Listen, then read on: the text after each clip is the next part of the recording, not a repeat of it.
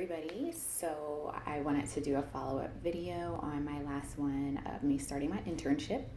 And so basically this video is going to go into just a little bit more detail about what's been going on. So I'm still working part-time. Like I said in the last video that I just made, I work from 7 o'clock till 1:30 or till 1, excuse me. And then I work at my internship site from 1:30 to 7, except for on Mondays.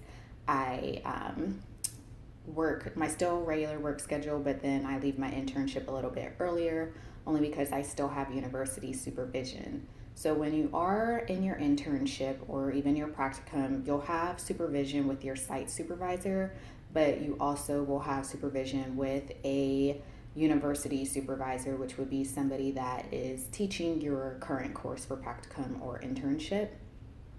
So just keep that in mind, that you will be constantly busy even if you're not physically at your internship site. You still most likely will have some things due. Like my school, we have a passion project, and so my passion project, I'm still working on that, and obviously trying to keep up to date with what I need to learn in order to help my clients.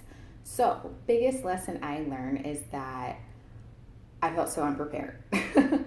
So completely unprepared. Working with real life clients is nothing like writing all the papers that you've written and doing a couple role plays here and there, and live discussions. Like it just, no. I feel like I'm constantly researching what's the best way to work with certain type of clients and the demographic that I'm serving. Like I said before, in my last video, I am working as a trauma therapist. So specifically, I'm working with people that are victims of sexual abuse, domestic violence, anything to that nature. And it's pretty much the clientele that I serve, which can be extremely emotionally draining. So what that leads me to is learning how to set boundaries. Boundaries are part of your self-care, and I would highly recommend it, no matter what population that you're serving, that you start implementing boundaries in your life if you have not already. And those boundaries will change once you actually start, because at my job, there's like a ton of petty people that work here. And so I just have, from the moment that I started taking on clients, not necessarily when I was beginning my internship, because like I said, I've only been in my internship for a month and going on actually 5 days now, to be exact. And so the conversations and the pettiness that you see in your regular life right now before you start working with clients, you'll start to look through a different lens. You'll be like, why am I even entertaining this type of person, this type of personality? It's very toxic. It tends to put things into a greater perspective, at least for me. That's what it did, because I just stepped back and realized that so many people talk about nonsense all day long, and then at night I'm going to dealing with people that have been, sexually assaulted by their fathers at a young age, by their brothers, cousins, boyfriends, husbands, women that are dealing with trying to regain custody back because of maybe substance abuse. I am dealing with a lot, like heavy hitting stuff that I'm telling you right now, I was not prepared, and I'm still not prepared. Sorry, I keep moving this. It's just trying to get situated. It's like hot, cold in my office. So, but anyways, yeah. So as far as finding a site, like I was saying before, extremely difficult, but make sure it's a site that best suits you. So let me give you guys like a quick story. So I only had one other interview before I went and found this center that I'm at. This is the center that I've wanted to be at for the very longest time, and nobody would return calls. So just be prepared, because in this field, a lot of people it's not on their top of the list to answer phone calls or emails, apparently, because it's happened to, like, I have a whole list, like dozens upon dozens, like at least 70 different places, like including private practices. Like, it's insane. I'm like, how do you get clients? But moving forward, basically, I had an interview with one mental health facility, and I was already going through a lot in my personal life. I was completely stressed out, emotionally drained, had not really slept, didn't really prepare. Um, Went into it like an emotional drain. So when they were asking me like, why do you want to intern here and what demographic do you want to serve, like because of why I want to get into this field, which is serving minority groups, specifically African American. It's because it's such a taboo in my community that, I'm very passionate about it because I feel like mental health in minority communities, and not just the African American community, but a lot of communities, it's just taboo. Like people are like, keep it in your four walls, don't talk about it, and like only the crazy of the crazy go to the nut house essentially. And so what my biggest thing with going into this field is I want to make sure that I am advocating to make it a normal thing, that it's okay to get help in without judgment. So when I was asked that, you see how I was able to give that very clear, concise, emotionless, not like emotionless, but like no high levels of emotion being shown. But during the interview, I literally started like tearing up and almost crying because it's a very sensitive topic. But just imagine saying something that you're completely passionate about, and then it end up being, I know you guys are going to kill me for moving this so much, but it's just a lot to have to deal with and speak about it. So, of course, I started boo-hoo-hooing and crying and was upset. So, not like tears or anything like that, but you know how your voice gets kind of quivery. And then I was like, I don't know why I'm getting so emotional. And it was like these people just were not warm or welcoming. So I'm actually glad that I ended up where I am, because my current supervisor was like, oh, I don't even really need to interview you. Like if you've gotten this far and you already have, references, essentially, she's like, you're an adult and you're at this level. I have faith that you're going to be a very strong therapist, because you wouldn't have gotten this far if you weren't. So the other place, they were just kind of very standoffish. And I think the biggest difference was at the other facility, everybody had like their PSYDs or PhDs. So everybody's like, I'm Dr. So-and-so, which is no problem. But you know how some people wear their title like that means they're above somebody, versus people that are like, I've earned this title, but I know I'm not above anybody. They were on the other part where they just felt like they were above, because it was like, okay, well, all right. And so having to deal with,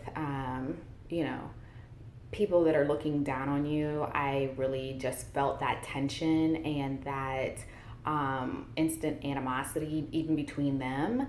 One of the therapists, when I was leaving from the interview, didn't even bother shaking my head. She would just like look down on her phone and was texting, which I thought was like super rude. And just completely disrespectful. So truth be told, when I didn't get the site, I was not upset. I was like relieved, even though I was struggling to find a site and I was running up to the last minute. I didn't even start my internship until 2 weeks into my internship course, because they were still finalizing the legalities of it. So like I said, I was up to the minute. But my current internship site, like I absolutely love it. I like the people that I work with. I'm learning so much, and they just kind of throw you into the situation, which is good and bad. I think the biggest thing that I had is learning the system, which I'm still learning, but I'm gaining more confidence with every day. And I'm really excited. I have my own office, so I've decorated it. Made it very warm and welcoming, and to the point my supervisor was like, I don't know why other interns never decorated this office before, but I really love what you did. And she's like, it's just so warm and welcoming, like I really like it. And so I have working on a caseload of my own. So basically there's two ways I get clients in this center. So I can get my direct hours and my indirect for notation. We have on Tuesdays and Thursdays intake days, which is where we do new clients and do their biopsychosocial assessment and their treatment planning. So if I have a client that is self-pay, the only clients I can't take insured clients. I can take self-pay clients. It's only because I'm an intern. I can take, self-pay clients and what's called VOCA, which is the Victims of Domestic Violence funds. It's like public funds, basically. I can take on those clients. And so that's all of my clients. Now, I can do the intake for clients no matter what insurance they have because I'm not providing them with therapy. I'm just like taking down all their psychosocial information. I think that's how you say it. Like, I feel like I'm saying that wrong, but I'm tired.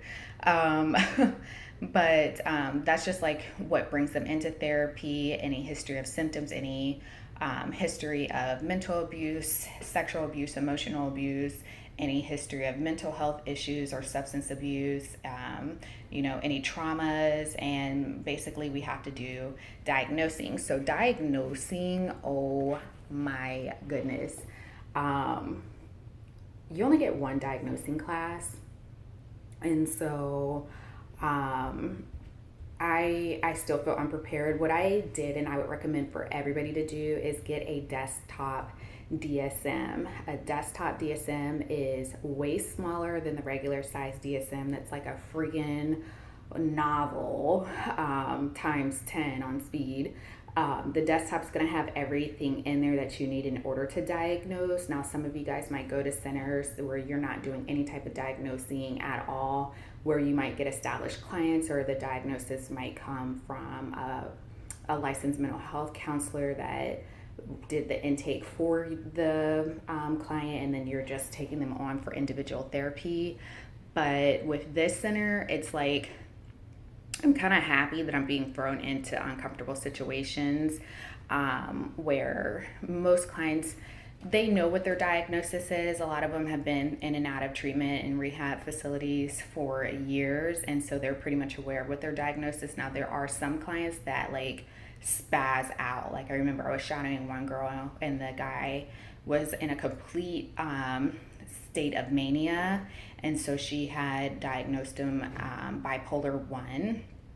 This guy would not even make eye contact when talking. He was like, yes, okay, uh-huh, no, no. Like, it was it was so wow. And then, she was like bipolar 1. Well, he popped out of his chair. He was like, no. Like, he got very upset about it. And then there was another guy that his pupils were completely dilated, and he just had a death wish, essentially. Like, anything that he wanted to take substance wise to get rid of the pain and the thoughts of wanting to harm himself, he was like, I'll take anything. Like, if you told me that this keyboard right here was gonna like prevent me from wanting to kill myself or think about those thoughts, then I would eat the keyboard. Like, it was just, it's sad because these people, they just want help. And so dealing with a population where a lot of people are in a state of mania, or they are, like last night I had a client where she was homeless, and in this field you are an advocate. So a part of advocacy is when you see somebody in a distress, that you take initiative and action in order to help and support them.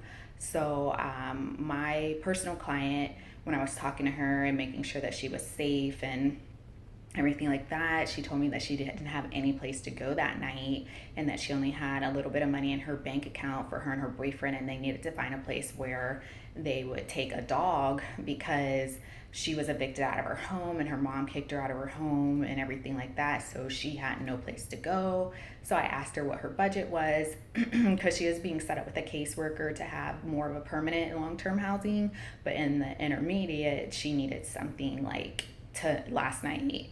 And so I just, got online really quick and found a hotel that was within her very limited budget, and gave her the phone number and everything like that. And her phone was cut off. So, I was just telling her, like, if you go to a cafe or something like that, then most of the time they have free Wi-Fi, and you can like use WhatsApp or something like that to call the hotel, or you just drive there, And so I just feel like more fulfilled than I ever have.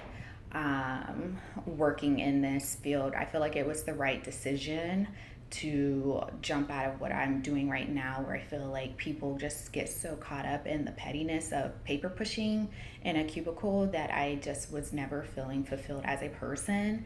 And just in this short period of time of a month, like I feel so fulfilled.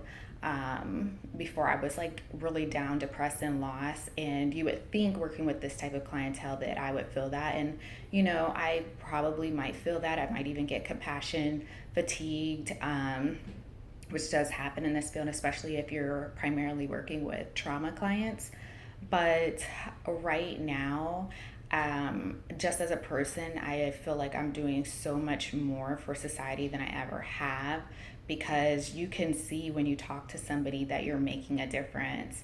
And when they come back to you, like I had a client yesterday that came back to me for her second session with me, and just within a week, she was able to make some headway in her life, just solely off of me helping and supporting her through the therapeutic alliance of, giving her coping skills and mechanisms of mindfulness to get her through her high levels of anxiety and worrisome thoughts.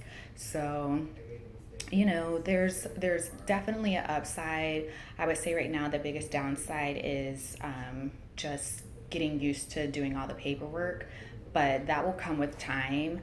And so that's pretty much all I have right now, because I don't want to go into too much detail about specific clients in order to protect them and protect the center that I'm at, and obviously protect myself.